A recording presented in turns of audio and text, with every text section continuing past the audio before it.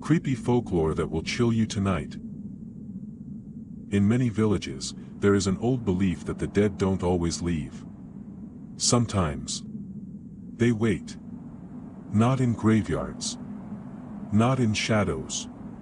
But inside the places where people feel safest. Long ago, villagers believed that when someone died with an unfulfilled promise, their spirit did not wander. It listened. It stayed close to the living, waiting for the words that would set it free. They called it the listener. No one knew when it arrived. You never saw it enter. But you always heard it first. It began as a sound you dismissed, a soft knock that felt too polite to be real.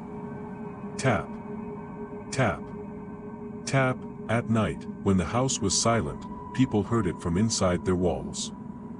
Not loud. Not aggressive.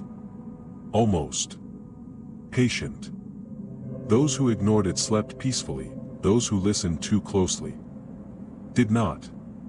The elders warned, if you hear your name whispered from a place where no one stands, do not answer. Because the listener learned voices.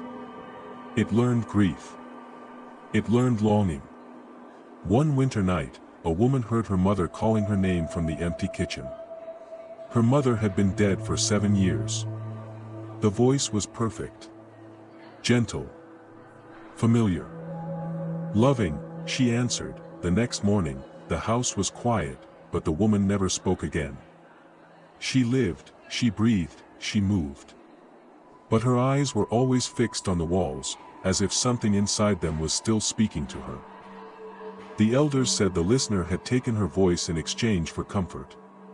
Another man heard his child crying from beneath the floorboards. His son had died in an accident months earlier. He tore the floor apart with his bare hands. They found him days later, alive, unharmed, smiling. But when asked why he was smiling, he whispered, he promised not to knock anymore.